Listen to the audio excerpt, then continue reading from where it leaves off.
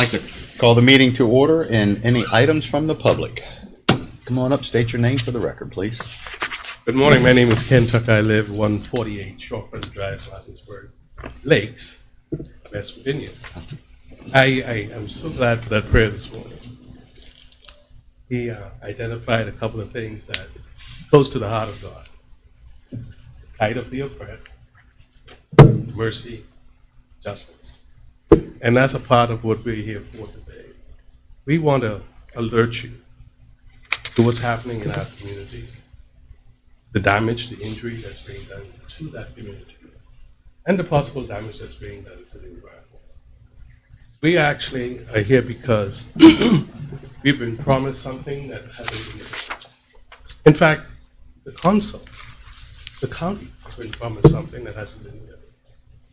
When we look at the pre and post design for the Mountain Works Lake community, it actually stipulates that the pre and post design for the wet ponds are supposed to retain 7.5 to 9.5 feet of water. Before you, I have a picture, I have some documents before you. If you turn it over, you will see on the first page, page number 1. What you see there is the brochure and a picture of how the lake's supposed to look. What you see there is the promise that was made to the county by the developer that the way in which the lakes were found when they began their development, as the pre-design, would be the way the lakes are after their development. If you turn to the second page, what you'll see there is what their Kinsley, actually Lansbury Holdings, doing business as Kinsley Construction, the developer. You'll see there what their geotech engineer has reported on page 3 of the November 22nd, 2022 document, which I believe the planning committee has a copy of. This is what it says. It says, although the predominant soil type was clay in form, this is what they found. No distinct evidence of a constructed clay liner was observed, such as discernible layering, composition, or consistency change at a uniform depth, or noticeable separation of the liner and undisturbed native soils. Simple language. The way in which the ponds were engineered, designed to be constructed, there's no evidence that that was done. We were looking at documents just this morning. Kinsley was aware of this for the last 19 years. 19 years they were aware that this karst environment required that there would be an impermeable liner put in the ponds in order for the water to be retained. Beyond that, what that page number 1 also represents is exactly what we as residents were sold as we were introduced to the community. My wife and I were moving from Northern Virginia, where we lived on a larger lake that itself had to be repaired. So we moved here. And at the time, the salesperson actually identified for us that this was a premium property.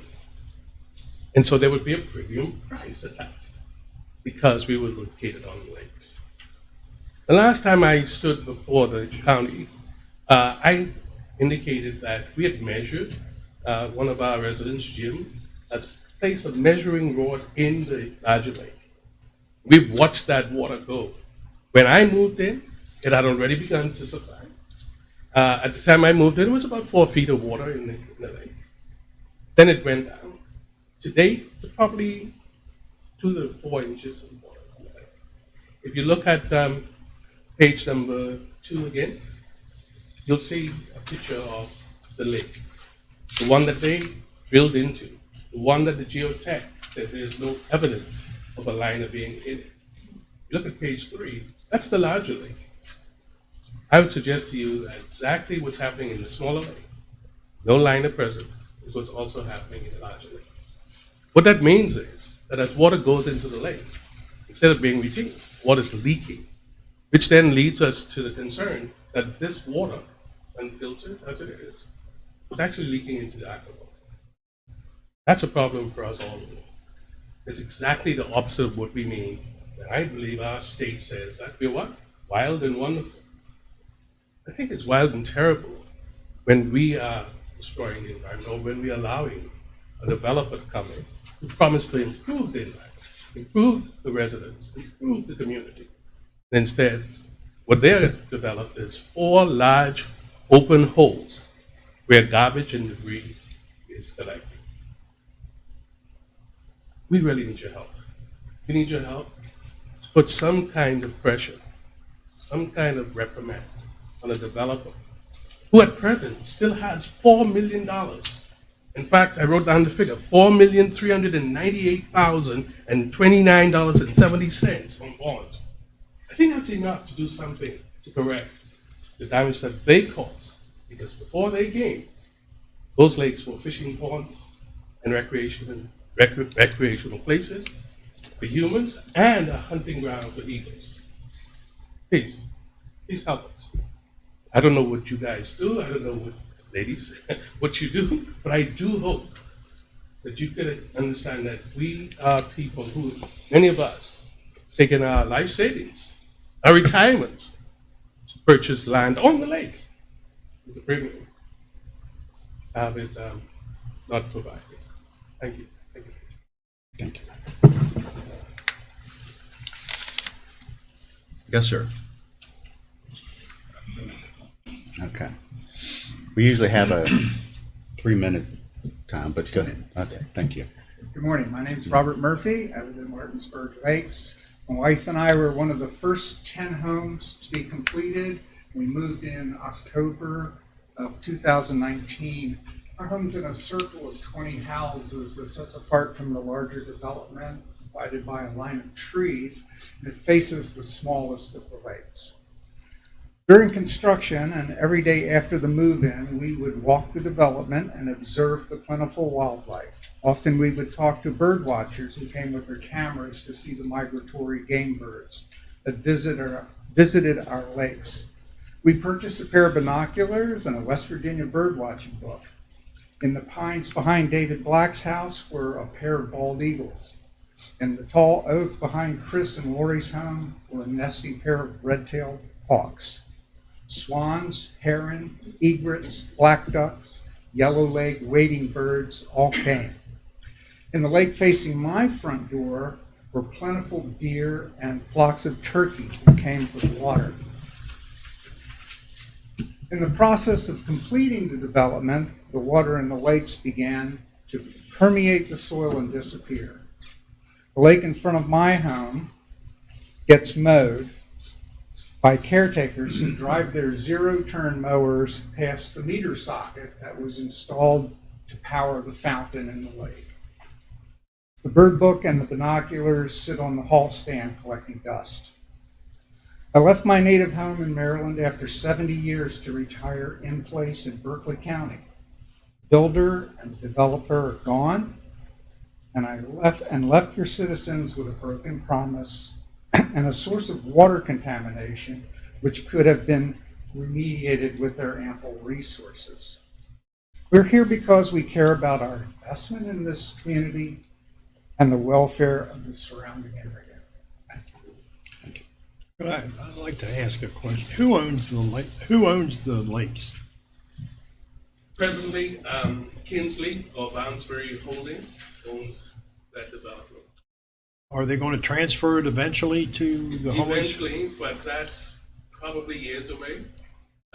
We have about no more than 300 homes developed, and there's a plan for 750 homes, and that won't be turned over until then. Okay. And that's why we're here. We have no other voice, no other place to go. Right. Yes, ma'am.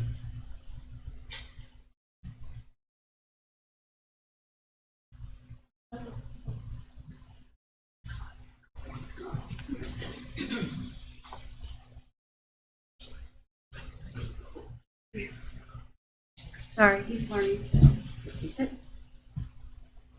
Hi, my name is Colleen Berman. I am a veteran of the United States military. I am also a retired police officer. I live at 242 Shorefront Drive, Martinsburg Lakes.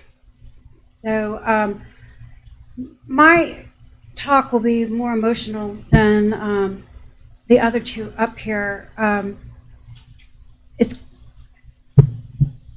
you know, Bob hit it on the nail when he said, you know, his books are getting dust. And what he means by that is that there are no eagles anymore. There are no hawks. We have geese, of course. They stay forever. They're dirty. But our ducks are gone. All the beautiful birds that we used to see in our backyard are gone. I want to explain that a lot of the people are in the same situation that my mom and I are in. And that is that we came out here after my father died because our house was too big in Virginia and too much. So we came out here to get smaller land, still have it nice and beautiful. We are not directly on the lakes, but we were sold premium because we could see the lakes. So we're across from Ken's house, actually. So Ken hits the water, we're on the other side, so our front yard looks at his and goes across to the lakes. We should be able to see all 3, 4 lakes and then the mountains. All I see is a puddle, dirt, dirt, dirt. My mom and I cannot afford to move. And the sad news is because of this situation, no one will buy our house. Our house is depreciating, not getting better. We do not have the funds.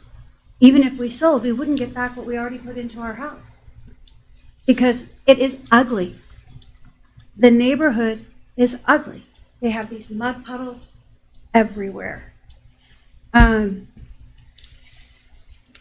am fully disabled. I used all my savings that I had to move into here. My mom is 81 years old. She won't speak today, but she spoke the other day. It is very emotional for her. Both her and I cry almost every day because of this issue. I don't know how I'm keeping my composure today because I did not on the last time I spoke, but you really need to understand that in the long run, the long picture is when this is given over to us, if this is not fixed, we will have to fix it, which means our $39 HOA will go up and we'll have a lump sum to pay to whoever's going to be fixing the ponds because it is an eco situation which has to be fixed. So that then relies on us. I do not have $1,000 to give to them, more or less $4,000 or $5,000, whatever it's going to cost the community, and it will be a large lump sum that has to go to them to be fixed. Ryan Homes in Kingsley knew this before. They sold it to us with the promise. All those pictures that Ken had showed you, those pictures were up in the room that you go into for the sales room. We know people embellish, but this is a little ridiculous. They showed us all these lakes. And then when we were on the property and noticed that 3 of the lakes were empty, I asked about it. And he said, oh, they'll be full as soon as we're finish up here and move away some of the, I don't know what they're called, but they block the water from going in when you're doing construction. So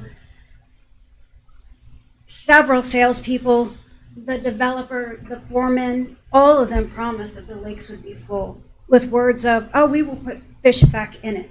We will fill it back up. It will be full once we remove the water blockage. So I really think you all need to take into consideration the financial part that we all are going to be in, and how it's affected us emotionally, physically, and mentally. I see a psychiatrist because of this, because I have no funds anymore, and we live in an ugly, ugly place.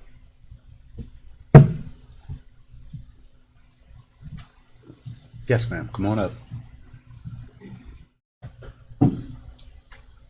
Hello. My name is Melissa Spare. I live at 181 Plum Tree Lane. I'm a registered nurse, actively working, not retired yet, but hope to. And when I purchased the home, I love my home, but I purchased it for a premium price. to be on this beautiful waterfront.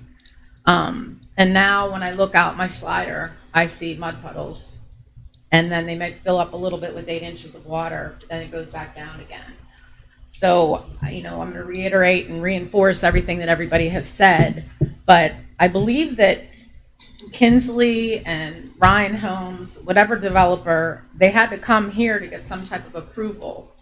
They had to have an agreement or get approved for something. And they had to have some type of map or development picture that said this was going to be 2 amenity ponds and 2 water drainage or whatever it was. There has to be some type of documentation for that. And they have to be held accountable. I was sitting out front here and there's a beautiful picture of West Virginia and it says don't throw your garbage in your trash and keep it beautiful and clean, and that's what I hold true. But this developer has been able to come in, build these beautiful homes, and then trash the land and want to leave without taking any responsibility on this water system that is leaking. And above all, everybody should be really stressed that it's hurting our environment, and it's going to hurt the environment terribly. And I want them held accountable and not the hardworking people that purchased the homes. The developer that messed up the land and let the birds go and let the life that was there, destroyed it by digging.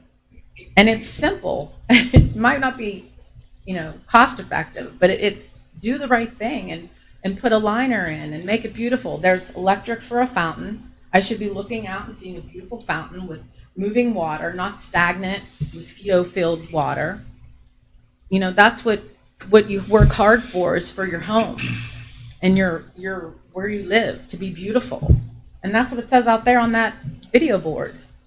Beautiful West Virginia. And I don't know who else is supposed to speak to them or who we need to speak to, but we're hoping that you will speak directly to whoever needs to be held accountable, and if it's the developer, to correct the situation, because I don't want to be held accountable. I don't want to have to work to pay for some developer's ignorance. Thank you. I must say, I love the name of your streets. How ironic. Not ironic, planned, just not lived up to.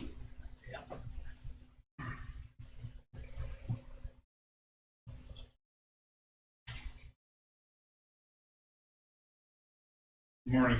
Morning. My name is Keith Werner. I live on 200 Shorefront. What does that say? So just reiterating what my neighbors have been saying. So we moved in a year and 3 months ago, and we were also promised the lakefront views, which we haven't had. We have mud holes. And what I'll say is something different than what they've been saying is, if you look up the corporation Kinsley, they're a multi-billion-dollar corporation. They have the ability to fix this. This is pocket change for them to fix this. It's beyond my reasoning to understand why they would not want to fix this. They would have to explain that, why they would not want to resolve this matter. And they can fix it. It's not rocket science. Just put the liners in the bottom of the lakes, impermeable liners, and that will essentially resolve the issue. As far as I understand it. I may be missing something, but as far as I understand it, that will fix the issue. And everyone will be happy. So we're just asking for the board's help and anything it can do to influence this situation. Thank you for your time. Thank you. Any other items from the public? I had a question, Ed. Is the only water source for these lakes stormwater runoff? Yeah. That's the only source? That's the source. They're designed as water retention basins. 2 of them. 2 of them are amenity. Yeah, that was supposed to, by the term, amenity of water for aesthetic purposes. Good morning. My name is John Coolin. I live at 192 Shorefront Drive. And I have a little different perspective I'd like to go to regarding the building. All the issues that you have heard, I don't want to repeat with myself. What I like to focus on is really Kensley and have some leverage. And I believe the leverage really lies with you guys, giving them the next permit where they want to finish the 6, 7 homes on the final lot size at Martinburg Lakes. Hopefully you won't do that. And the reason I'm saying that is that I believe money talks and BS walks. I believe that if we hold that permit, which allows not enough to get the remaining money, the bond we're talking about, will make them more motivated to help us with the situation that's going on right now. Without that, I believe they're going to fix those 6 homes and walk away and leave us with the bag. And I hate to see that happening. So really, I'm looking for some leverage. I don't know what they're holding, what the county's holding as far as money is concerned. I really don't know. I don't know if you're privy to that. I would love to know that. I worked in another community in Florida where we had a $5 million bond, and we didn't release it until it was completed and satisfactory to the HOA and to the people that lived in the community. Hopefully somehow it's the same thing here in West Virginia. I'm not sure. But again, I'm looking for some kind of leverage to stop this permit from going forward so they cannot collect the balance of what we have with the county's holding on them, which to this day I still don't know. Hopefully this will matter. Thank you. Any other item from the public? If not, can I have one more? Okay. I'll make it quick. Sure. Unlike a lot of my neighbors here, Your name? I'm sorry. My name is Pebbles Placencia, and I live on Rushbrook Road in Martinsburg Lakes. Unlike a lot of my neighbors that are present here today, they have lake views that they were sold. I don't. My community, well, my home doesn't face the lakes. I don't have a view of the lakes. However, I'm here today because just like it affects them, it affects me too. It's the entrance of our community. We were sold this beautiful lake amenity that I walk my property all the time, our community all the time, and it's marshes. It's like a swamp. The bugs are terrible. It just doesn't look good. So my family comes to visit, and it doesn't look nice. We really care about our community. We have a very active Facebook page. We hold our neighbors accountable for making sure our homes look nice, our community looks nice. We don't mind maintaining our community. We don't mind keeping up what's given to us. But we're not comfortable with taking on a financial liability later on for something that was given to us broken, incomplete, not fixed. We just want for them to give us what they promised, uphold their part of the agreement, so that way we can take over our beautiful community and maintain what they've given us. We just don't want to try to maintain something that wasn't completed to begin with. That's all. Thank you. Any other items from the public? And just so the rest Commission understands that the Planning Commission tabled the last project that came before us involving the lakes. This issue is not new to us. And so this project was tabled for 120 days to give their engineering company, Kinsley's engineering company, time to determine what needs to be done and hopefully get this resolved. So we did hold up the project until we can get some answers. How long ago for was this that? community. It was a month ago. November 6th. Almost a minute. Anything else? Okay. Motion to approve the agenda as presented, if there's no modifications or changes. So moved. Have a motion to have a second? Second? Yes. All those in favor say aye. Aye. Like sign opposed, motion carries. Consent agenda, purchase order log. Any questions there? No internal budget revisions today? And change in status, we have a letter of resignation received from the IT department for Devin Stamen, effective December 22nd, 2023. Approval of the minutes on November the 9th. Everyone was present, so we can leave them in. And we have a commission calendars. Let's see here, where are we? We're here today on the 30th of November. I see. And where the heck did November go? Man, I went the same place as July and August and June. I Golly, went. slow it down, Jim. Slow it down. I wish I could, Jim. Let's see here. November on, let's see, Wednesday the 1st. Was that? No, it's December. That's, Well, nope, you're back wrong month. Sorry.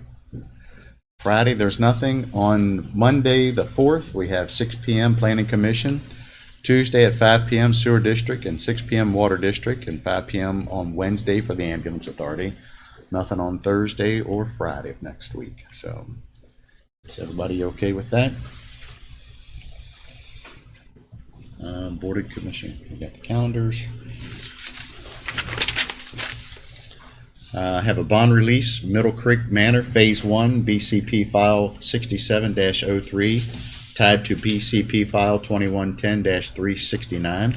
Engineering Department has that recommendation. A bond reduction for Middle Creek Manor, Phase 2, lots 70 through 111, 225 through 229, and 243 through 262. BCP file number 90-05 tied to BCP file 2110-370. Letter of credit number 1215 at United Bank, and the engineering department has that. Have a bond reduction, Middle Creek Manor, Phase 3A, final plat, lots 312 through 321 and 330 through 344. BCP number 027-15 tied to BCP 22305-158, letter of credit number 300011105-47. That's at United Bank. Engineering Department has that recommendation. Bond reduction, Middle Creek Manor, Phase 3B, final plat lots 301 to 311 and 322 to 329. BC Pile 027-15 tied to BCP file 22305-157. Letter of credit number 300011105-48. That's a United Bank for engineering. Bond reduction, Middle Creek Manor, Phase 3, lots 400 through 442. Final plat file 027-15 tied to file number 2203-029 and 2203-094. Letter of credit number 8127714, and that's at Summit Community Bank. Acceptance of, oops, I'm sorry. That's all the, anything else or any questions for Doug on those? Okay, we have the acceptance of the fiscal year 23 West Virginia Justice Assistance Grant, the JAG. Get through here. Let's see. Total project is $85,758.37, and awarded was $19,750. Is that right? That's correct. Okay. Total match required is $66,008.37. Alrighty. Acceptance of fiscal year West WV Comprehensive Opioid Stimulant and Substance Abuse Grant, COSAP. That's also through here. And the acceptance of the fiscal year 21 Emergency Management Performance Grants. And that's the end of that. So to have a motion to approve the consent agenda. So moved. I have a motion to have a second. Second. Any further discussion? All those in favor say aye. Aye. Like sign opposed, motion carries. Have a correction of assessment apportionment, personal property tax exonerations. Honorable Larry Hess, come on up and tell us what you got. Good morning. Good morning. Morning. Don't have a whole lot this week, just a couple personal property. End of the year. We had, so we had to correct, but I do have 4 of those we had to make a correction on, for the reasons that we had listed there. The total on all 4 of those comes up to $1,633.43 for those. Okay, to have a motion for the 4 personal property tax exonerations for office error. Mr. President, I move to accept the 4 office error exonerations in the amount of $16.33 Okay, Second. a motion and a second. Any other discussion? All those in favor say aye. Aye. Like sign opposed, motion carries. And we have application for consolidation, 6 of them. Yeah, I do. I do have 6 of them for MLC Realty. And these are rental properties that they have. And they have an extra lot that goes with each one. There's home sites on each one of them, but they have an extra lot that goes with them. So they're consolidating the extra lot with the home site instead of getting 12 bills. They'll get 6 bills. So Where is Schaefer's addition? I don't know. Oh, I yeah. don't know. I work. Chief would know. Yeah. I'm thinking myself, sir. I spent 20 years on the road and I knew every subdivision in the county. But since being assessor, all the new subdivisions. Yeah, but this ain't a new subdivision. No, but I'm not sure exactly where that is at. But any rate, we got 6 of these. The first, if you want, I'll name off the map and parcel numbers. The first 2 is they were all in Schaefer Edition, map 21 and map 20, parcel 261 and parcel 3 is the first one we have. Second one is for same 21, map 21, 2 parcels, parcel 10 and 10.1. The third one is Schaefer subdivision, map 21, parcel 8.1 and 8. Fourth one is map 20 and 21, parcel 1 and parcel 262. And the other one is map 17, parcel 65.1 and 66.1. And the last one is map 17, parcel 64 and 64.1. Total of 6 consolidations Okay. for MLC. Can I have a motion to approve the application for consolidation of properties? Yes, sir, Mr. President. Motion to approve the 6 consolidations for Schaefer's addition as described by the assessor. Second. All righty. Any further discussion? All those in favor say aye. Aye. Like sign opposed, motion carries, sir. Thank you. Good. I want to update you for Curtis Trinary. Uh-huh. He's back to work, came back Monday. Really? Doing great. Good. Been off a month. Triple bypass. He said, I gotta come back to work. I'm driving myself nuts. So he's back to work. Great news. Yeah. Thank you. Thank you. Board of meeting reports. Mr. Barnhart. Well, since HD isn't here, I guess I go first, huh?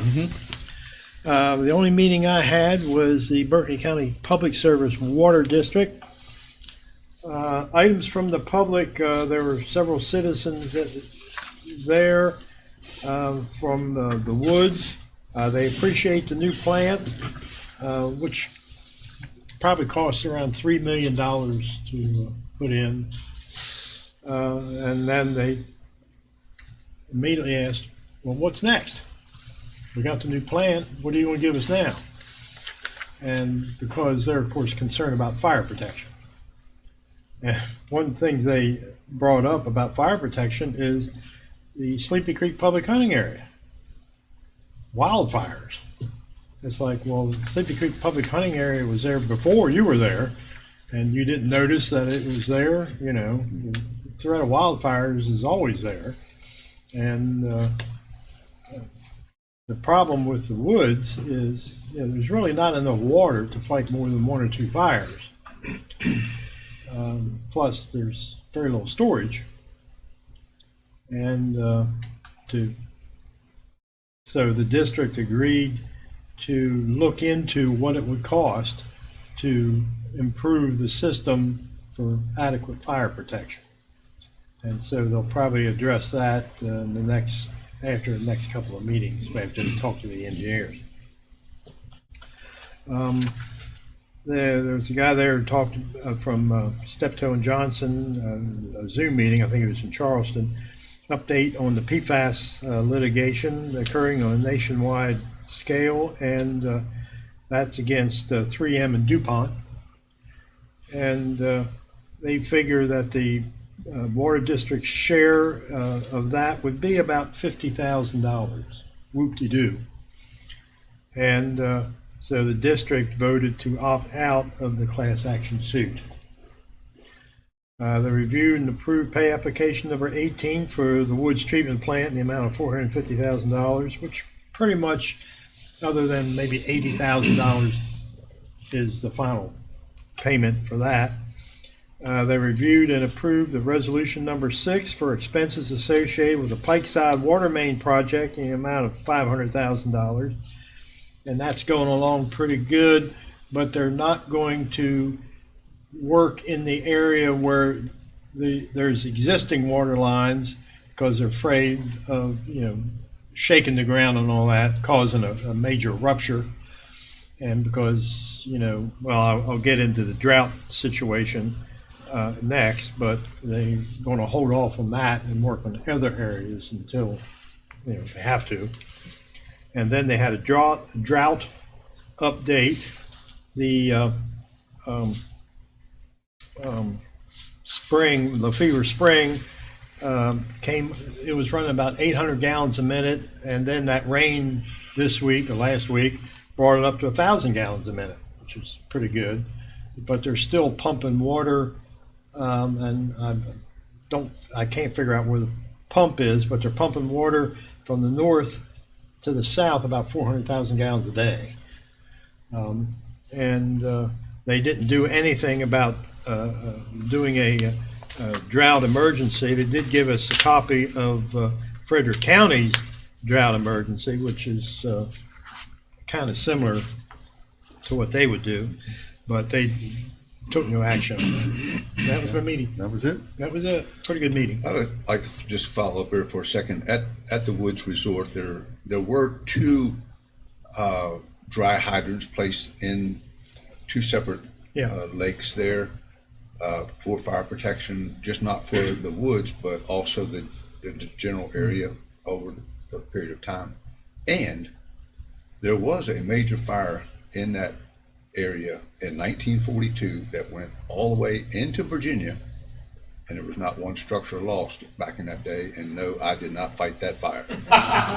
But in 1942, they did have a major fire. I wasn't there either. Well, I wasn't going to accuse you of being there, but I was wondering. I did not set that fire. Okay. Of course, there weren't any houses back there in 1942. No, there weren't. No. Okay.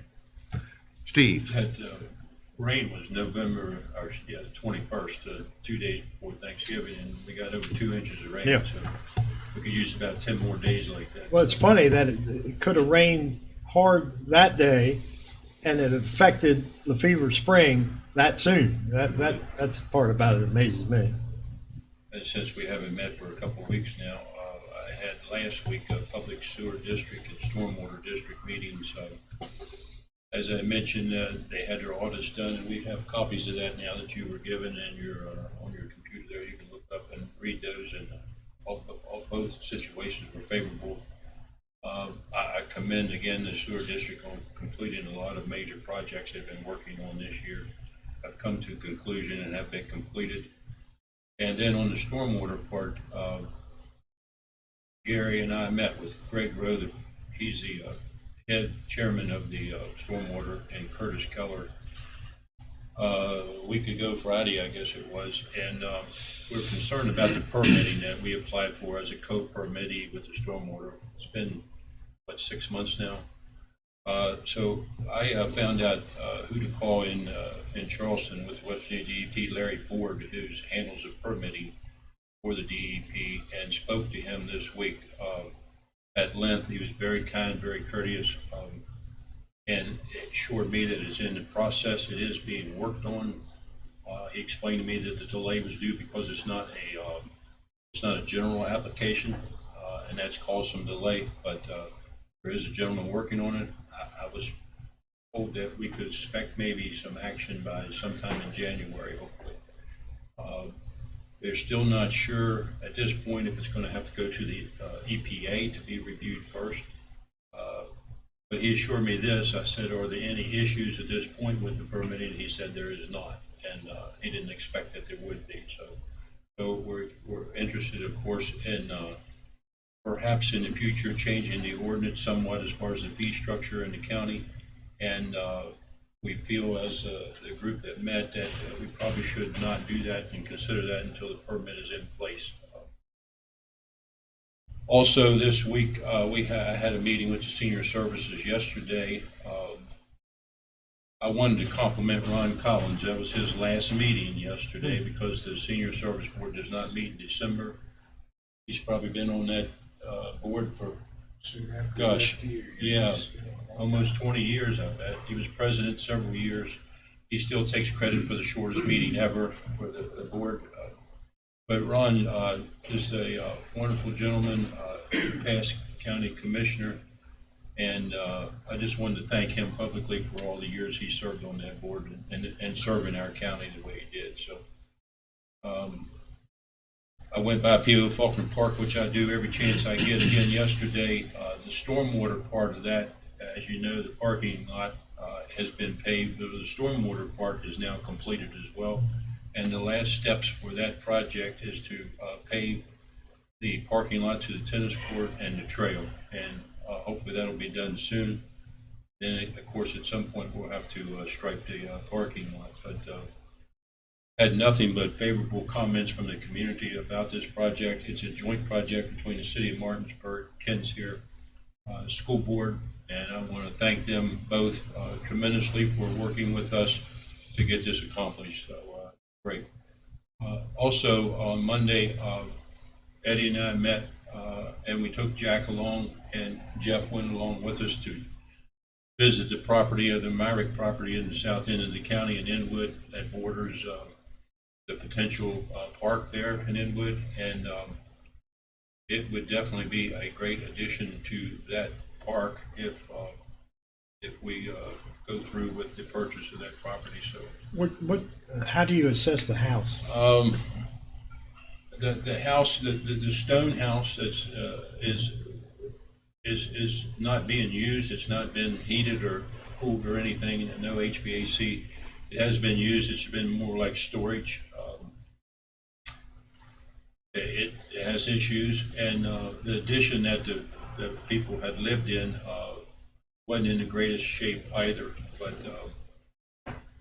the value of the property, though, is what is the main concern there. The 8.25 acres that would extend that park to 30 plus acres if we decide to purchase that property. So, but that's all I have. Thank you. Okay, thank you, Steve. Eddie? Yes, sir. Parks and Rec met a week and a half ago now, I guess. They did have 19 resumes for the executive director's position. They are going to, the full board is going to interview 3 of the top 3 candidates for that position. I don't know if they're waiting to the next meeting or if they'll call a special meeting to do that. I'm not sure about that. Also on the pool, they've contacted Millennium Pool Company, and they've identified 4 major leaks in the pool. And I want to thank the city of Martinsburg in particular for taking the lead on this. And it appears as if the repairs, and according to the mayor the other day on the radio, that the repairs are going to be able to be done, hopefully before next season for the pool. So there's a lot of optimism there about getting that pool back in shape and making those necessary repairs. And once again, the city is taking the lead on that to try and get that resolved. The Planning Commission met the other evening, had 2 public hearings. They weren't of a lot of concern. Weber Springs is another portion of it that's being developed, and the folks there just had concerns about the roadway, about the construction going on, and that developer is still there. He's committed to making sure that everything stays as nice as it is. So hopefully they won't have any issues there. Subdivision regulations, Jeff, how close are we to getting that verbiage? I was actually going to speak with you try to get something in the direction from the commission. Okay, well, we'll wait on your presentation and to that. But what we're getting there, I really want to thank Doug and Laura and Brian. The roundtable discussions that have been had with a lot of different, between the engineers, the surveyors, developers, excavators, all these folks have met, and they've really worked hard in trying to address everybody's issues and still maintain really a good document, I think, that everybody can live with. So that's coming. You just heard Jeff mention about trying to get get all the verbiage correct on this as well. Gary and I and Jack met yesterday on the Dunn building renovations. They're completing the drywall. Well, kind of got my notes messed up here. My scribbling. There's framing that's being completed, like right now in the clerk's office, which is just below us. There's framing being done in the old IT, which will become the new assessor's office, and framing will be done in the ambulance authority office also. So we do have some issues with fire suppression in the clerk's office to make sure that those documents are protected and not lost, through a tremendous amount of water. So there's all kinds of moving parts going on, but actually I think we're a little bit ahead of schedule, really and truly. 3 months. Yeah. So the project's going well. The developer, the contractor, they're easy to work with. They've identified a lot of stuff in this building that we didn't even know existed. They found things that we didn't know were there, but Wasn't it a seems hidden like- safe anywhere, was it? there were no money? hidden safes No money with has no been found. monies, no. Okay. But there's other things that will take money. So, but that's it. That's pretty much my 2 weeks. Okay. I didn't have any meetings that I was able to attend, but however, I did have the President of the Senate, myself, Craig Bartleson, and Nick Deal. We did meet with Marshall University on possibly a joint partnership with their aviation program. So I'll have more information to come.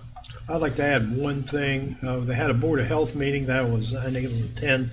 I was with my wife on a medical situation, but I did phone in and talk to Kara. I said, have you issued any emergency well permits for wells going dry? And she said no, Okay. not a one. So if you had any, I know there's some questions about that, but Yeah, I've heard there have been some. yeah, but no permits are issued for emergency well installation or deepening or anything else. Okay. We had a reappointment packet received from Corey Rodriguez for the Board of Zoning Appeals. His term expires on December 31st, 2023.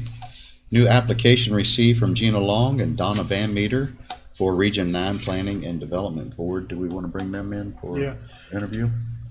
I noticed on my read ahead, one, I had Gina Long's, but Donna Van Meter's, all I got was a blank form. We'll make sure you get a copy. Yeah.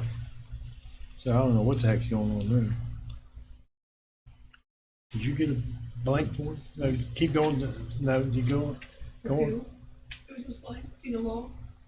No, Gina Long I have, but Van Meter's, it's a blank form. Mrs. Van Meters is on my read ahead. It's not on mine. There's mine. It was in purposeful, sir.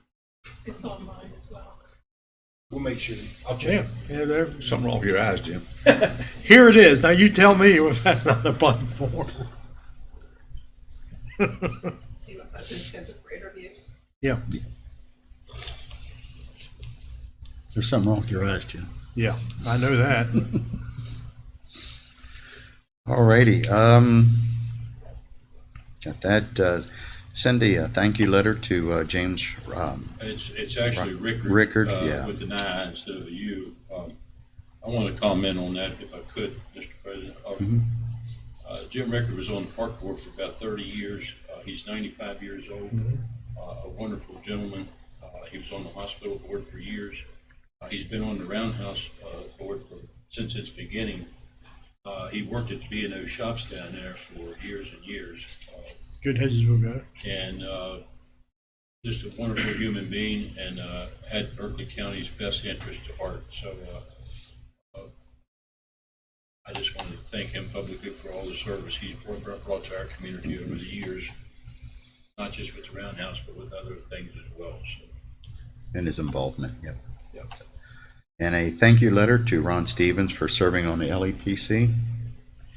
And that brings us to Riley Kilmer. Okay, before we move to Riley, I would like to make a motion to appoint John Reisenweber to the Development Authority. Okay. We have a motion. Do we have a second? Second. Any further discussion? All those in favor say aye. Aye. Like sign opposed, motion carries. And Jim, I have as well. I would like to have us appoint Ken Collison to the Senior Service Board effective January 1st of next year. Okay. And Ken is here, by the way, and he has been interviewed with us and has offered his services, and I think he'll be a great addition to that board. And obviously he'll be replacing Ron's seat on that board. So. Okay. Have a motion. Do I have a second? Second. Any further discussion? All those in favor say aye. Aye. Like sign opposed, motion carries. Congratulations, Ken. Thank you. Thank you. All right. Eddie? Okay, Riley. We'll get you sworn in here.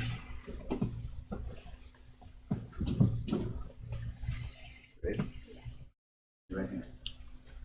I I, Riley Kilmer, do swear and affirm do swear and affirm that I will uphold the Constitution that I will uphold the Constitution of the United States of the United States and the Constitution of the State of West Virginia, and the Constitution of the State of West Virginia, that I will work hard that I will work hard to fulfill the responsibilities to fulfill the responsibilities of the office of the office of Honorary Commissioner, of Honorary Commissioner, which I have been appointed. which I have been So appointed. help me God. So help me God.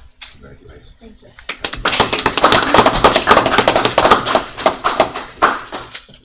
My name is Riley Kilmer. I am a student at St. Joseph's School. I farm, I ride horses, and I love to hunt. All right. Okay. Thank you, Riley. Like I said, if there's anything you would like to tell us or get our attention, just nudge Penny there or throw something at us. We'll certainly give you the floor. Thank you. Can you tell us who your parents are and your grandparents? Yeah, my dad is Derek Kilmer, my mom is Stephanie Kilmer, my grandparents are Carolyn Kilmer and John Kilmer. You know, the Kilmer Fruits and Vegetables, they're in Tabor Station. Yeah. There we go, Okay. right there. Yeah, Kilmer's Farm Market and Yep. And they've certainly been a great partner in this county, especially with the school system. School system, yep. Yes, indeed. Okay. That moves us right on to 10:10. We're a little bit late. Tom Gilliams, Supervisor for Voters Registration, Early Voting Locations. Good morning. Good morning. We were here a couple weeks ago, and now we are finally within past our 30 days, as allotted by the Election Code 317B. So we have before us 2 early voting locations. We have one here that's already been so approved, but we're looking for a Bennington Ruritan Club in the northern part of the county and the South Berkeley Volunteer Fire Bike-Side Substation for the southern part of the county as early voting locations. We have put it in the paper, 30 days. I have not heard anything come back that would say otherwise, so looking for approval. That's Station 29? Yes. Lakeside? Okay. All righty. So have a motion. Do we or need a motion to approve the 2 locations for Bennington Ruritan Club and the South Berkeley Volunteer Fire Company? So moved. Yeah, second, sir. A motion and a second. Any further discussion? For like say Lakeside, anybody can vote at either any of the locations, correct? So if you live in Falling Waters, you can still vote at Lakeside and vice versa, right? It'd be just like coming to this building. It would during be, early it's, voting. yeah, exact same thing. Just an annex on. Yep. Mr. President, if I may? Yes. The county commission with the county clerk made a great investment in new polling technology that assures the sanctity that voters can't roam between the sites and vote twice. So that's an important note. You spent almost $2 million on current technology to ensure, that was the biggest hurdle before, if you recall, having these remote sites. It was very hard to track if someone were trying to do that. Where now with Tom and Tony, you have the technology and the ability. So when you vote, they enter it into the system at the remote location, so they're all synced. So you don't have to stick my finger in the inkwell to mark it. Okay, just For a small price of $2 million. for a small price. Very good. All righty, have a motion. Do I have a second? Second. Any further discussion? All those in favor say aye. Aye. Like sign opposed, motion carries. Thank you very Thank you, much. sir. Thank Yeah, you, I like- thank you for your work on this, Tony. Thank you. very Yes, much. indeed. We appreciate it. Yeah, we knew there were timelines that need to be met according to code. Thank you for your work. I think they're gonna be a big help next year, and next year's elections too, for sure. But there's gonna be a high voter turnout. to I say do the least. believe. Okay. Next up, we have the Honorable Judge Redding. And request permission for Comfort Dog for juvenile court cases. Morning, ladies and gentlemen. Good morning. I appreciate very much the opportunity to be with you folks this morning, and want to thank Jerry Wan for his leadership in directing me where to go and a number of issues that intersect between the judiciary and this body. And on a wholly unrelated matter, express my appreciation for the work that you gentlemen are doing on trying to assist us with the limitations we have with the building that we're in right now, and we've been working hard and diligently on that, and I had not had the chance to tell you that I speak on behalf of all the judges. The reason I'm here today is probably as far back as 5 years ago, when I was new on the bench. I had been attending different juvenile justice panels around the country, and was at a panel in Minneapolis, Minnesota, in the issue of comfort dogs for children involved in the juvenile justice system was brought up. And it has piqued my interest. I have done research over the years, and ultimately decided that it probably would be of some tremendous benefit to the kids that appear before, particularly Judge Koki and the block of I have had a guardian ad litem that does a lot of work for us. Together a letter, I don't know if you gentlemen have copies of it or not. I have copies.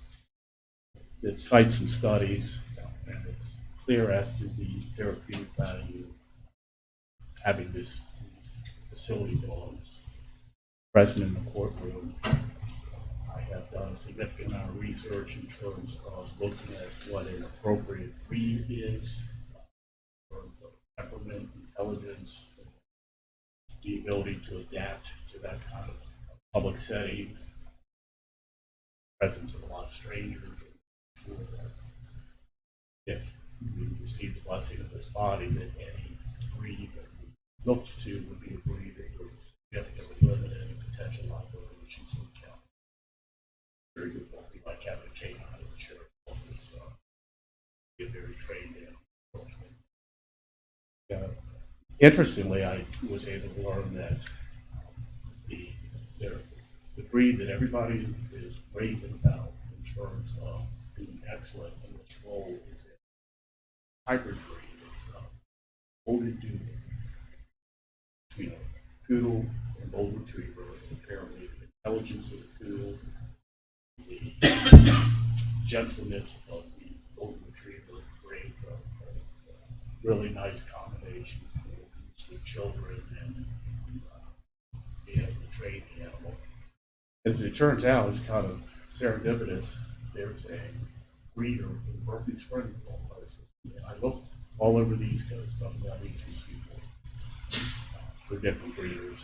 And when I narrowed it down to this type of dog, I kind of focused my research. It turns out that they are the first breeder ever in the world to turn a golden doodle into a mini golden doodle. So one of the concerns that we had, and I have, is even the best behaved dogs, if they're 100 pounds, you know, a 3 or 4-year-old child that you're in chambers and taking their testimony, will bump into the child and potentially injure them. So the ability to go from a 100-pound animal down to about a 50 or less pound animal is something that I found would be beneficial. I contacted that breeder. They actually are interested, if those dogs run about $5,000, they are interested in donating a dog process. And they have put me in touch with a trainer who will train dogs this type of work. That's either a 10 to 12 week training program where the dog is initially socialized with the breeder and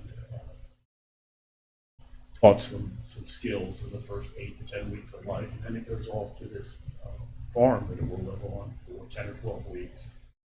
Be trained so that it can obey about 10 or 12 common commands so that it's capable of passing what I have learned is called a good citizenship test that the American Kennel Association has adopted to ensure that an animal that would be in the courthouse would be a well-behaved animal, would not be barking, disruptive, wouldn't bite anybody, and would be a benefit to our children.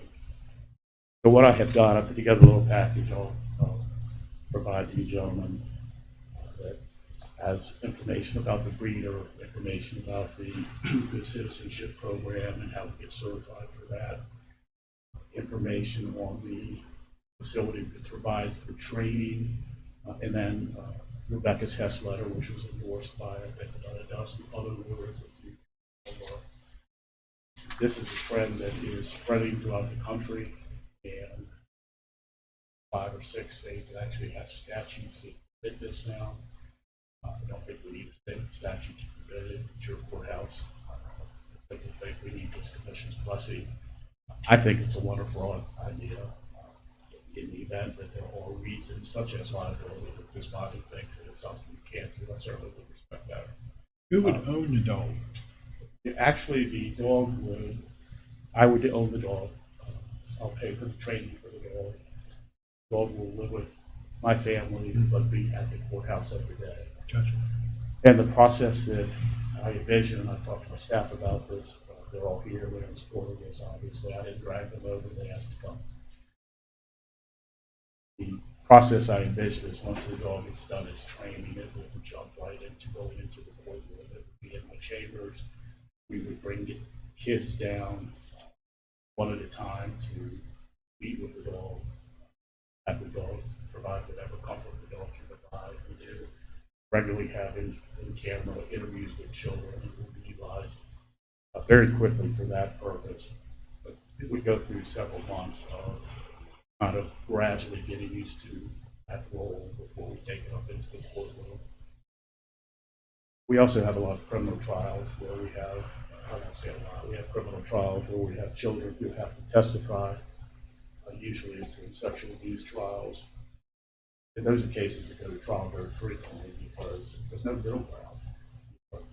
The state can't make a plea deal that is palatable to the court. And the defenses are willing to take a plea deal that is going to send the client away for 25, 30, 35 years. So it ends up, we go before a jury and the jury decides guilt or innocent. So those victims are in court between the 4.5 judges that we have in Berkeley County. Those cases come up, if not monthly, every other month or so. A trial that we have has to testify about horrific things that happen to them. And this is not simply an animal that we intend to use for my courtroom. We intend to use it any time, any judge, as a child that's going to be testified. I think you probably could make inquiry of Ms. Wilkes Delegetti and ask her what her thoughts are on it. I think that she would be able to tell you from her experience the level of trauma that those children go through. They bring them in, they give them a tour of the courtroom, they let them see where everybody's going to sit before the trial, they explain the whole process. But when a 5 or 6 or 7-year-old child comes in there and there's a room full of strangers, they've got to tell 12 people something horrific that happened to them. Most of the kids think they had some part in it, somehow partially their fault. You can see the trauma that occurs. What I envision is a comfort dog that will be available to all the children who come through Berkeley County. I won't belabor it any longer. I think that you all understand that my heart is on their side. Greatest advocacy, both on the bench and off the bench, for the children continue to be. I know most of you guys personally. I understand that if it's a good, solid policy reason, but this can't be done. I respect that 100%. It's not going to hurt my feelings. I'll be disappointed, but I understand. But if it's something that you folks think is workable, and you agree that our children deserve this, I would appreciate it. If you don't mind, man, these people ask me, they can approach me. Yeah, I approach somebody who got you about me. Just a little bit of research I did constructive. Any questions? No, just a statement that if you give the address to the farm that the dog goes to, don't give it to my wife because she'll probably ship me out there for training too. So The whole wife issue is all the whole Yeah. other areas.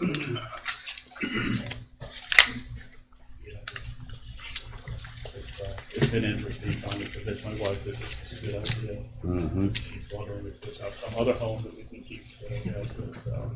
It's quite a responsibility to take It care of is. the dog. It is, and she keeps reminding me how old I am and the dog will outlive me. I'm trying to take better care of myself. Any other questions? Well,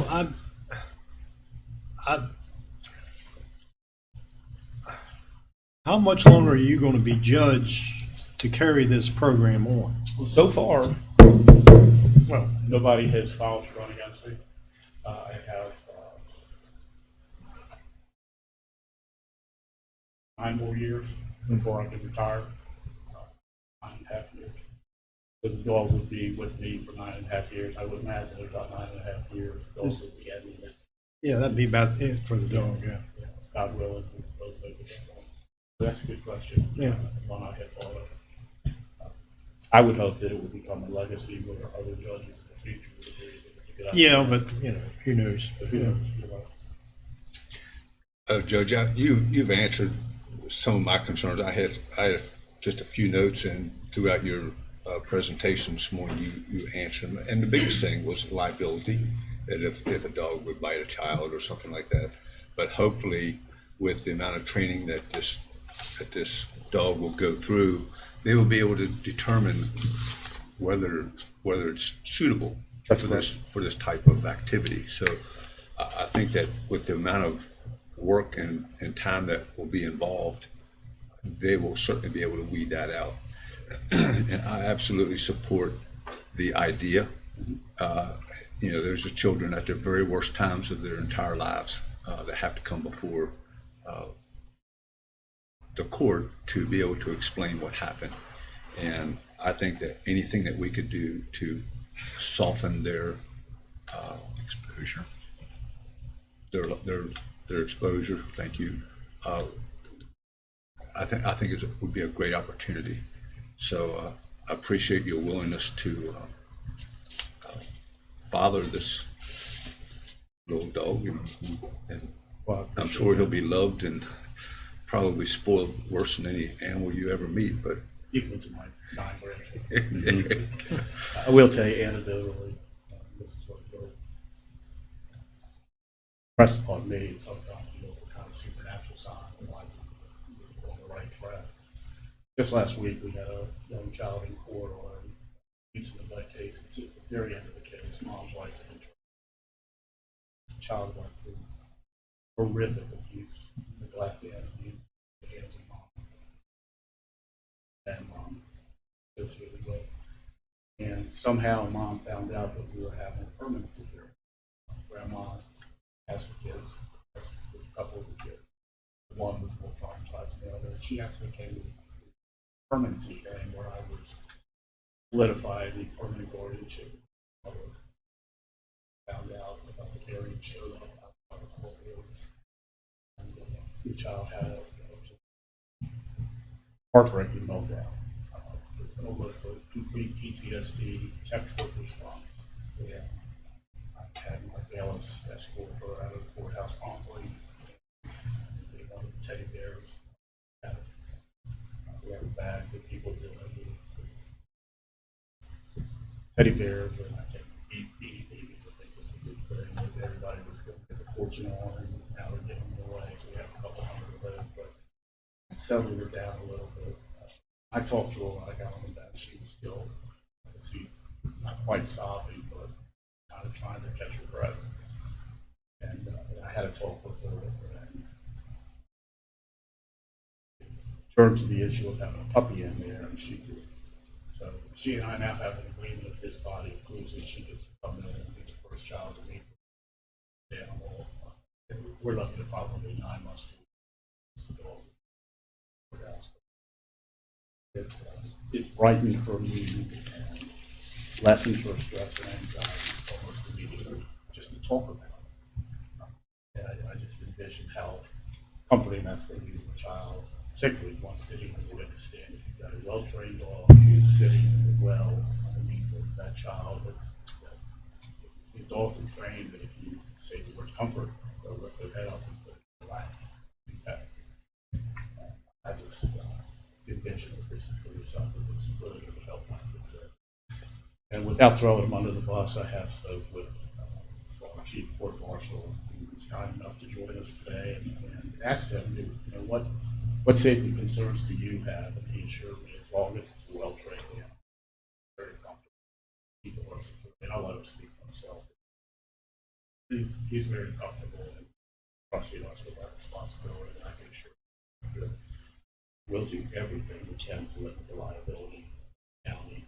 I don't think there's ever going to be a problem. I have not seen any cases that have been discussed in any of the literature I've read that has suggested that a well-trained dog has ever caused a problem. Is there any chance that the dog would be permitted to go into Jefferson or Morgan counties? Morgan County certainly, if that's something. Yeah, because there is we'll be in the same circuit with Yeah. Morgan. We will be carved out from Jefferson beginning at January 1st, 2025. But if a judge, Judge Hammer and I and Judge Kelly and I are all good friends, we had a particular instance where the photo would be beneficial and we didn't have a need for the dog that day in our courthouse. Absolutely. Yeah. I'll take the dog to Charleston if we need to. I don't think it'd be necessary. But, Riley, what's your thoughts? I think it's a good idea. A lot of kids just need even someone to talk to, even if they don't talk back, just need someone ready to get off their chest. I think it's a really good idea. At 5 intelligent people, you just been outshined by the chunk. Didn't surprise me a bit. That's why I asked her. it's not the first time. She should come over and humble these. I think it's a great idea, Steve, and I appreciate that you're willing to take that responsibility on.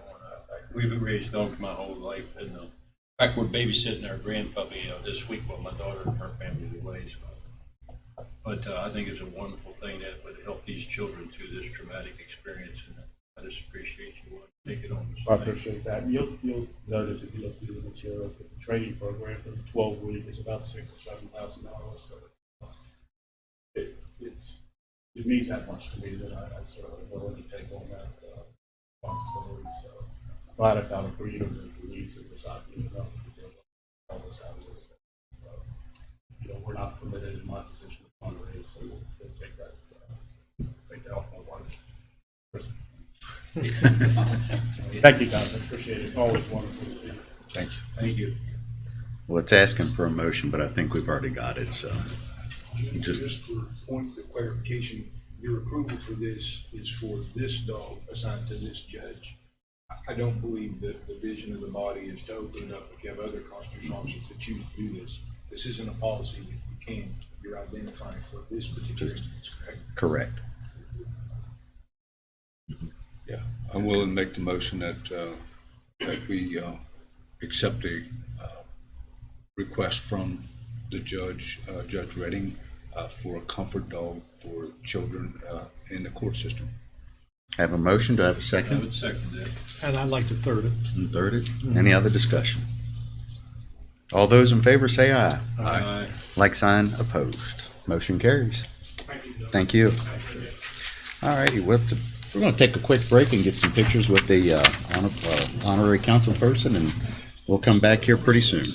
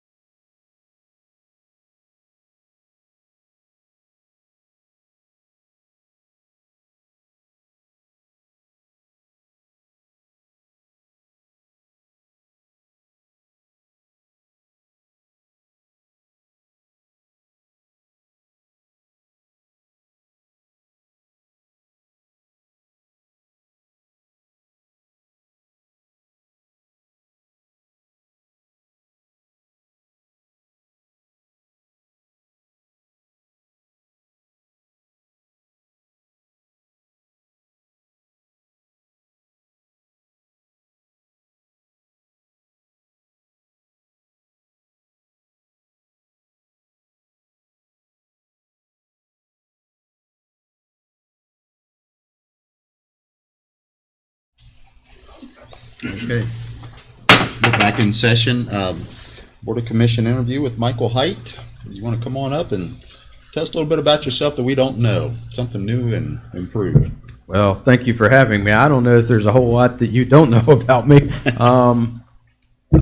Since I'm applying for the airport authority, I'll tell you that I served in the military in an aviation unit, worked on fixed wing helicopters, so or rotary wing, I should say.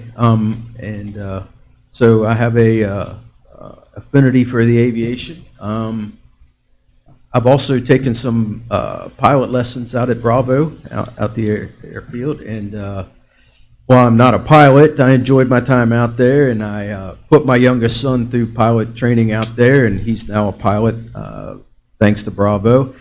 He went on to ATP down in Manassas and is now a multi-engine instructor. So, like the aviation side of things. So, not sure y'all knew that about me, but everything else, y'all guys, you know who I am.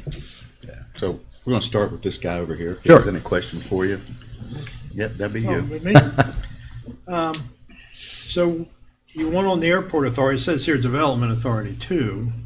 But what would you add to the airport authority? I assume you know what they do now. Sure. What would you want them to do as a member of the airport authority? Well, I think there's a lot of untapped potential out there, and I'm sure I'm not saying anything that anybody here doesn't believe. Yeah, it's untapped, yeah. Right.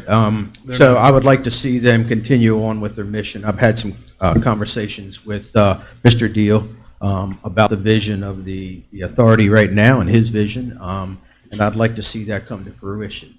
What do I add to it? As a legislator, there's certain things I can do at the state level or try to initiate at the state level to help those things out at the airfield here in Berkeley County. I work real close with Clay Riley, who's a legislator over in Harrison County and has an airport. And he works on legislation with airports, so possibly help there. Sit on finance. Everybody always needs more money, so I can try to push some of that stuff for Berkeley County. It gets spread around the state a lot, whereas I believe our airport gets not a whole lot from the state. I think it's like $12,000 or $13,000. But you see millions going to other airports that are much smaller around the state. So if we're going to start funding airports around the state, then we need to do the one that's the biggest in the state and a premier airport in the state. How do you like being a delegate? Yeah, I love it. I'm having a blast down in Charleston. I really didn't think I would. Really had no aspirations to go to Charleston. I ran for county council. I was defeated by a fine gentleman, so I don't hold any grudges there. But once you lose, it stings a little bit. So I didn't want to get back into politics. I had some people approach me and ask me if I'd be willing to be a delegate. So I threw my hat in the ring, and now that I've done it, I'm having a blast down there. One of the guys I defeated in my rise to the county commission to this day thanks me for beating him.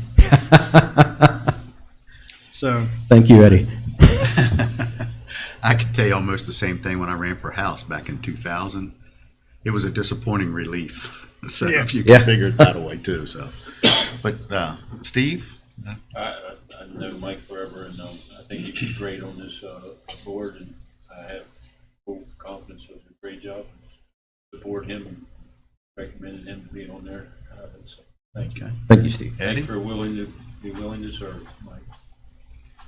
Well, let me first say, which I've told you this already, but you're one of the hardest working delegates that represent this area, and it didn't take you long to find your way around down there and get to work. And I've seen the results. I hear other people talk about the good things that you're doing and how hard you're trying to do the things. I think you're sitting on the finance committee.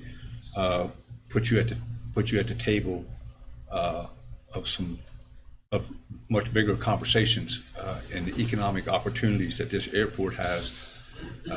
It may take a little bit of inside help, to be able to, persuade other folks of the importance of funding this important opportunity. So I think you'd be a excellent candidate, for this, for the airport. Thank you, Eddie.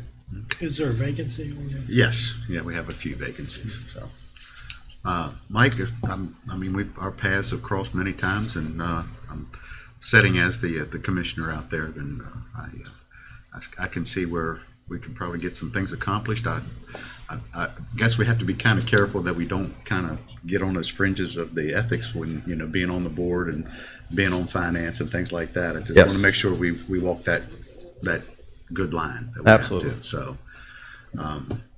But that's all I've got. I mean, it's, so it probably wasn't too painful, was it? No, up here? not at all. Okay.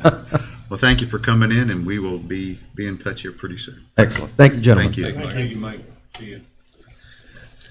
Next is a commission interview with Greg Jones, candidate for the museum board.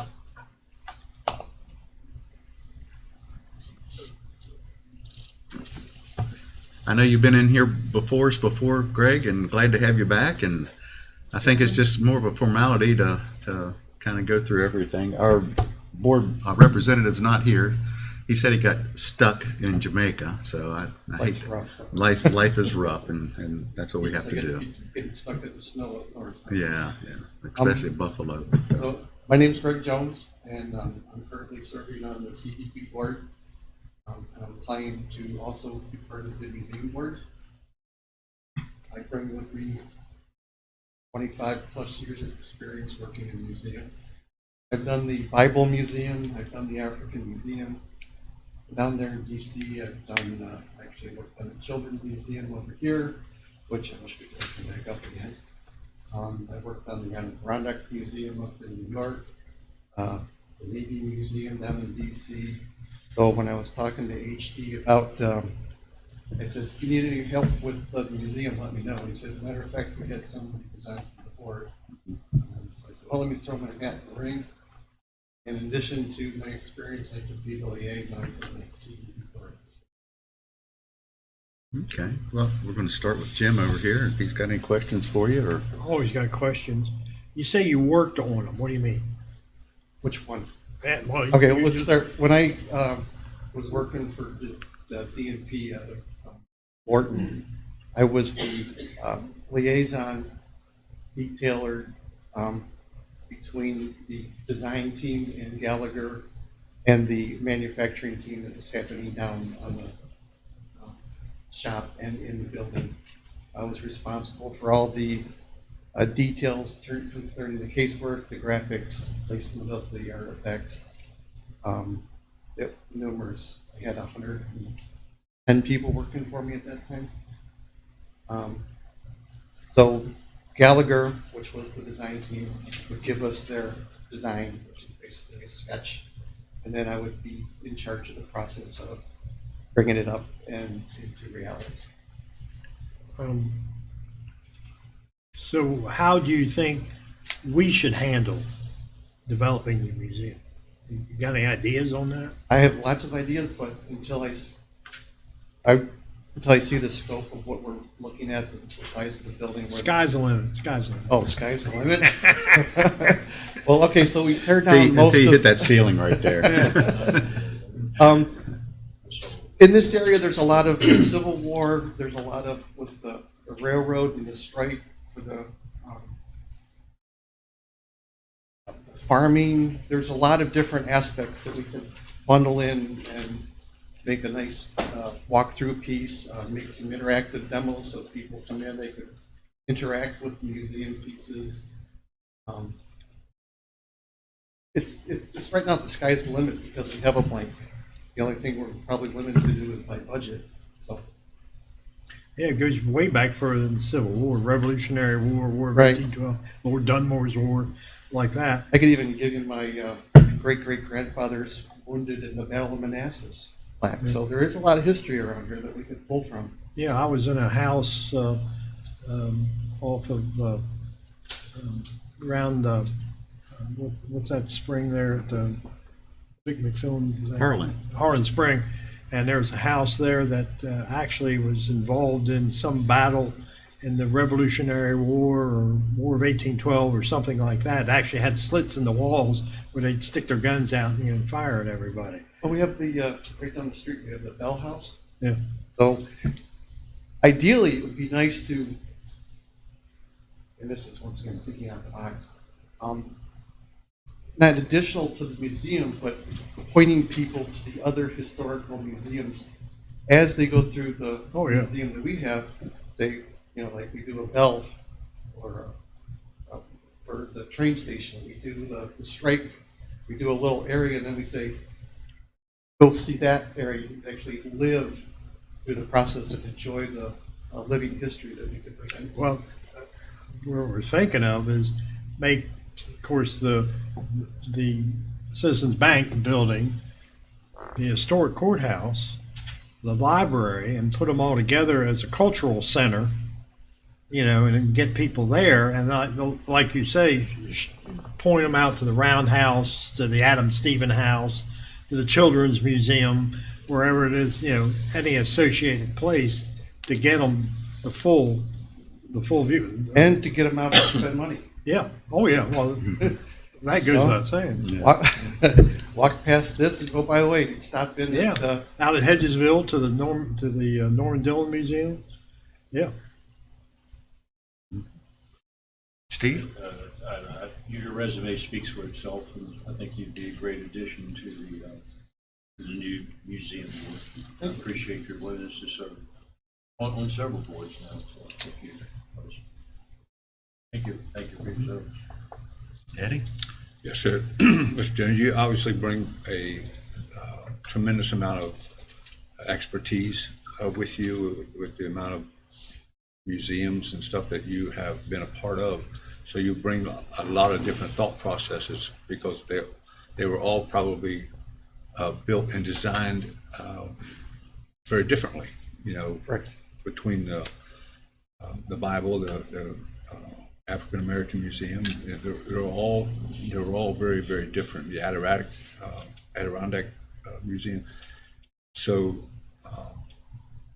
and I think that with folks that are trying to get on this board, to be able to have a whole different thought process or multiple thought process, because we want to encompass so much to show and to be prideful of the history that's here. So I think that you bring a very deep background into that. So thank you for applying, and be an excellent candidate.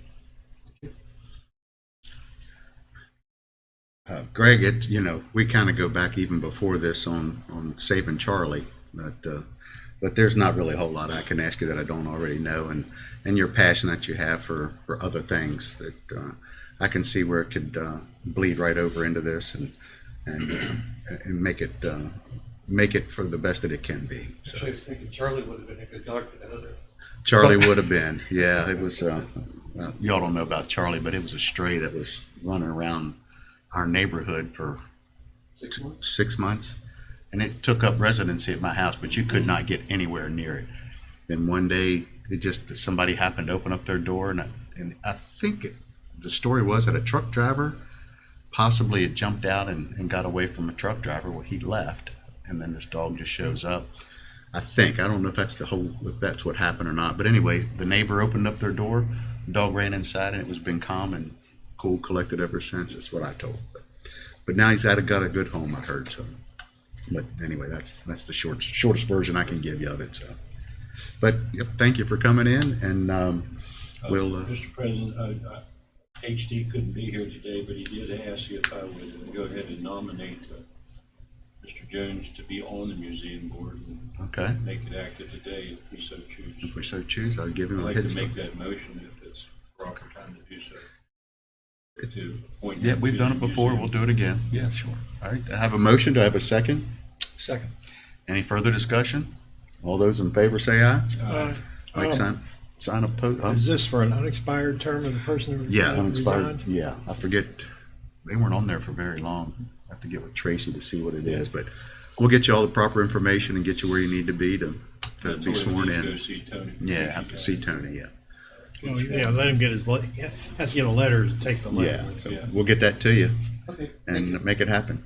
All right. Thank you very much. Thanks, sir. Good to see you. Next up is Sheriff Nathan Harmon, request for additional corporal position.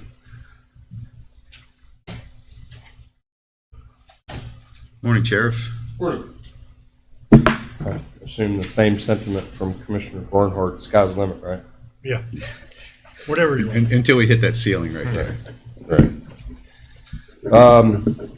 It's been no secret since taking office that obviously being a visionary, we got to look at the expansion of the office, the growth of the county, and making sure that we have the proper people in the right places, the rank structure formulated appropriately to provide the correct supervision in different divisions that we have existing and then what we have created.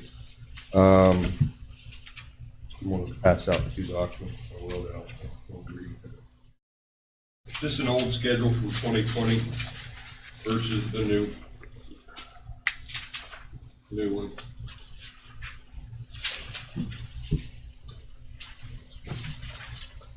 And it's just something visually that you can take a look at. Thank you.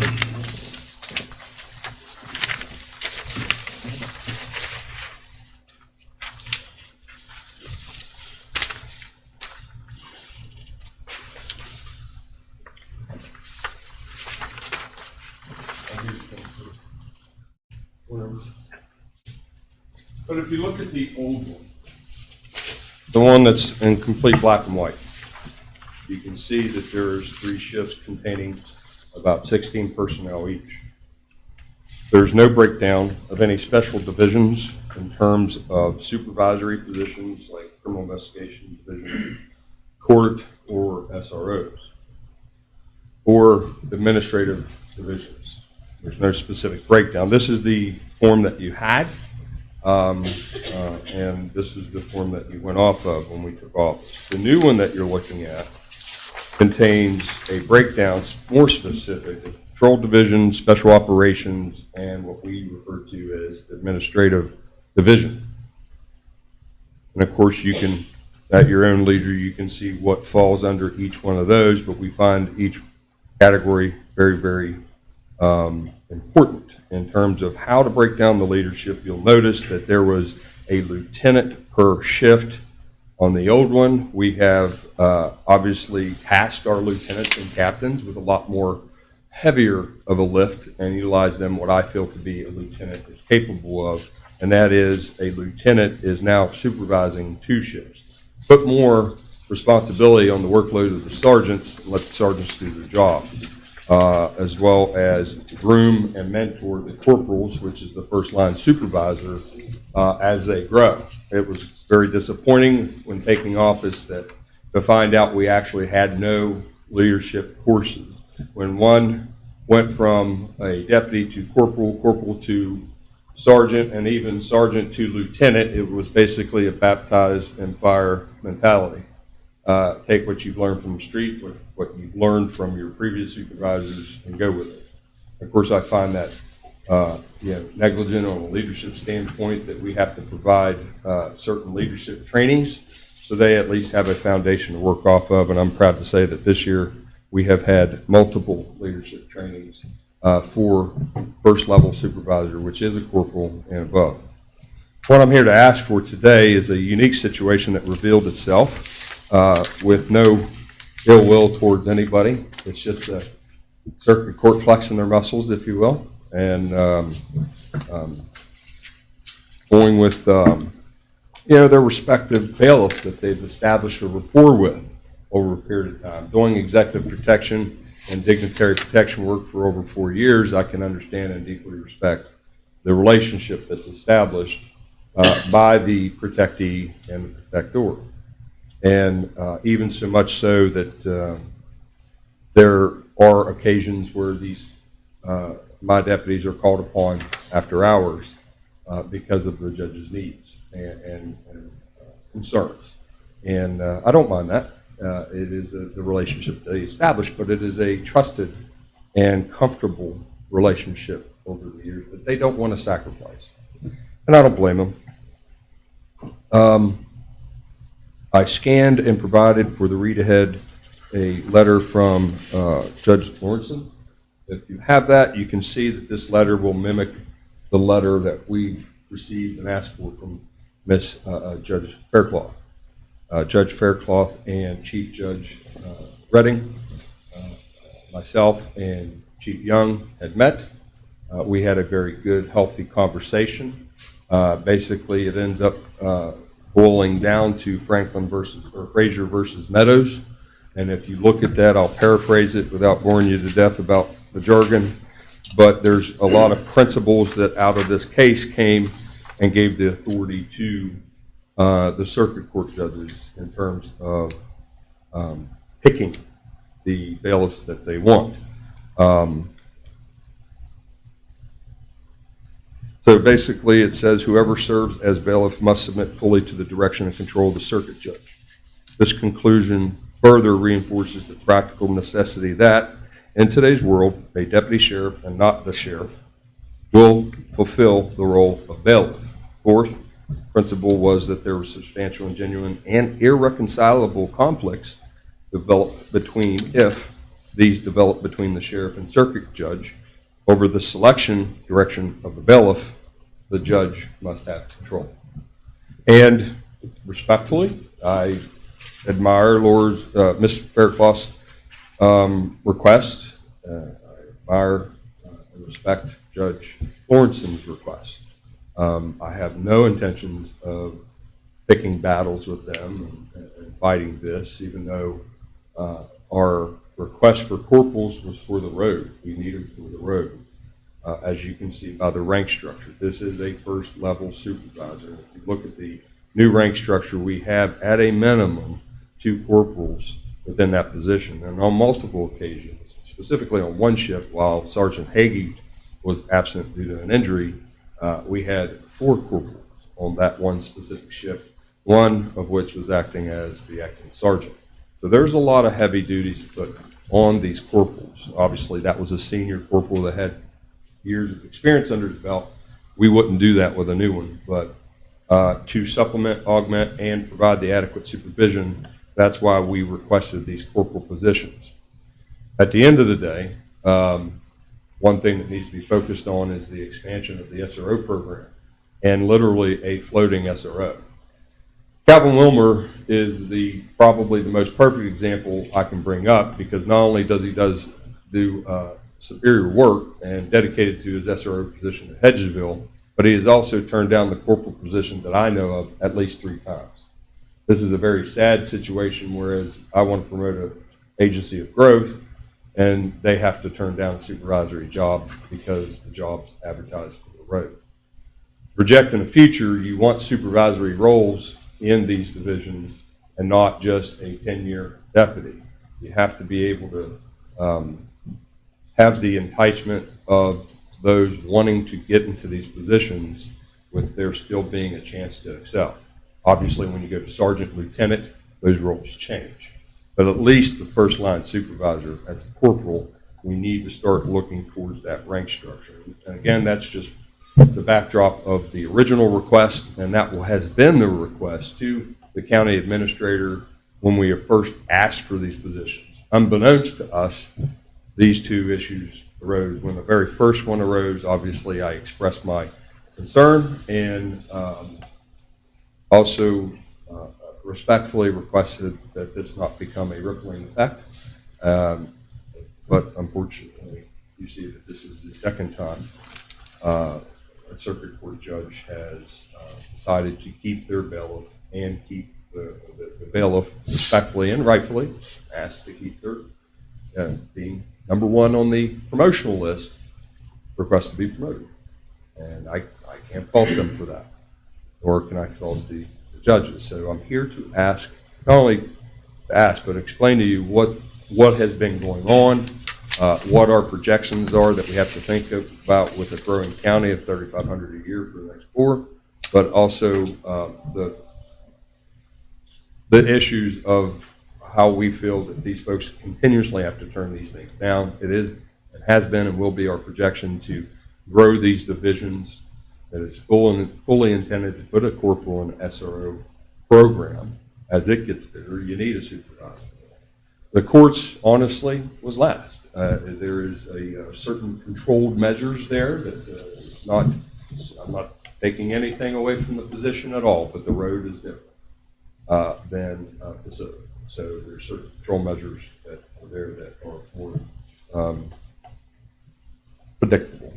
So with that said, we did have plans to put supervision in the courts, but now what you're seeing is instead of a structured supervision, you're seeing, and I don't doubt that Deputy Turner and others will request the same thing if they score first in the corporals test. And I'll have 4 corporals in the court division, which is not what I projected or need, but can't fault them for accepting it either.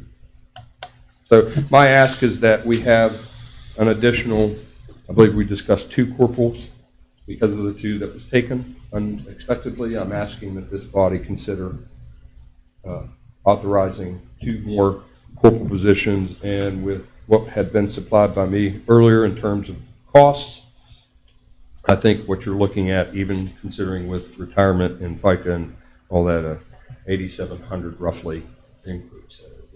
That's one of the other reasons why we did it. We're not asking you, we're kicking you in the teeth with $120,000 add-on, where this is $8,700. With that said, I ask this body to consider giving us 2 corporal positions. And if the sky's the limit, I'd ask for 3. If I may, Mr. President, if you recall, the commission already acted and authorized and blessed these positions about 2 months ago. What's transpired since then is exactly what you just heard the sheriff explain. During that published and promoted process, testing process, the two of them are not assuming management roles where you approved him to have them. The court has exercised its right, its chosen right, and it kept them. So the sheriff is back again saying, hey, you gave me these and someone else took them, may I please have what you already approved? So this isn't a great ask. We can support it fiscally, but it isn't any more than you already gave a few months ago. All righty. What about, like, in the future, Sheriff, when the lieutenant test comes up and we, perhaps a couple of those corporals test for a lieutenant, they get it, and then the judge says, look, we're keeping the lieutenant here. So there's historical that's occurred that I'm aware of. When Mr. Smith was sheriff, I guess there was an issue where a sergeant got promoted to a lieutenant, and the lieutenant went to the road to the shift. Obviously, a lieutenant's a big deal. That is a huge supervisory role, very much needed. And the circuit court judge, I guess, when they first realized they could flex, they decided to flex. They grabbed that lieutenant and put it over there with them without any recourse. There's nothing stopping the circuit court judges from continuing doing what they're doing. Only us having good, healthy conversations about, hey, this is the reason why we need them, and kind of getting them to understand the need and where it's needed at the time, with the understanding that we will add to the ability of being able to excel in the court division and getting them to understand it. Nothing stopping them from grabbing a lieutenant right now, or a captain for that matter. Right. Everyone but the sheriff. He's the only one they can't take. So, I've personally, I've never really agreed that just because a guy took on, whether it's the task force or even the court, that they not be allowed to be promoted. To me, that's demoralizing for them, because that's an opportunity for pay increase for the families. So personally, I see it's just an opportunity for your deputies to grow within the department. So I'm good. Yep. Make that a motion? I will make a motion that we accept the sheriff's request for replacement corporal positions in the amount of, you want a dollar amount on there? It's not necessary. Just not to exceed 10,000? Sure. Yeah, and an amount not to exceed $10,000. I'll second that. Okay, I have a motion and a second. Any further discussion? All those in favor say aye. Aye. Like sign opposed? Motion carries. Thank you, Chairman. All righty. Next on the list, Mr. Wine. Budget, state budget revision 05 Fund 001. Pretty good increase. So we are in receipt of $2,428,405. From where? Well. Where is that money It coming? wasn't magic money, so you had. You printing two- that money? You had two bond issues, 2022 A and B. One was LED, one was HVAC. What this is an execution of expenses you already paid, that we submitted for reimbursement, so we're bringing these in. All of that money, that 2.4 minus a little bit, is gonna go into the construction projects, down below. So I'll walk you through, how we're gonna distribute, or recommend you distribute, if you will. So $2,428,405. Their first distribution is in 401, the county commission account. We're increasing it by $94,984. I tried to talk Chad into working for free, but Doesn't work that way, he does wouldn't it? bite. In 416, we're gonna reduce it, that's your court martial budget, by $76,827. That is the two position moves, if you'll recall. Tammy Hawkins went to the Day Report Center and Steve Boback went to facilities. You're going to see those go. So below, increasing 420, which is facilities, by 34,000. And also increasing, I'll skip over, but increasing Tim's by the proportionate amount for Tammy's. I have to take $874 from contingencies to make it balance. So we owe the sheriff $106,168 for grant expenditures that go back clear to May. Sorry, just a paper flow. The sheriff expended the money, made some orders. They didn't get paid until this fiscal year, so this is just writing him. Most of them, all three are travel, training, and materials and supplies. It's nothing to do with salaries. Right. And let's see, and then I mentioned the $2,327,363 back into your 988, which is the construction budget that we're utilizing this bill. So all total, $2,428,405 distributed as listed below. Okay, can I have a motion to approve state budget revision 05 Fund 001? So moved. Second. Have a motion and a second. Any further discussion? All those in favor say aye. Aye. Like sign opposed, motion carries. Bid recommendation, RFP for SWAT equipment, Sheriff's Department. You do. You have a memo written from the sheriff I reviewed with the sheriff and his team. We're ironing out some processes for purchases and things of that nature. This is another grant reimbursement. So you had 3 responses. This is dated clear back to July, if you will. Vance Outdoors did not bid. Kaiser Police Supply at $29,400 and Atlantic Tactical at $25,609,064. After those who know what they're doing and what all this stuff is for, they are recommending the sheriff and his team, the bid be awarded to the lowest provider, Atlantic Tactical, for $25,609.64. Okay, so we need a motion to Accept the bid. accept the bid for Atlantic Tactical. So moved. I have a motion to have a second. Second. Any further discussion? God bless you. Any further discussion? All those in favor say aye. Aye. Like sign opposed, motion carries. Is that about it? No, nothing executive today. Very good. Huh? Oh, that's right. Okay. I need a motion to go into executive session for real estate matters. So moved. Second? Second. Okay, we are in executive session for real estate matters.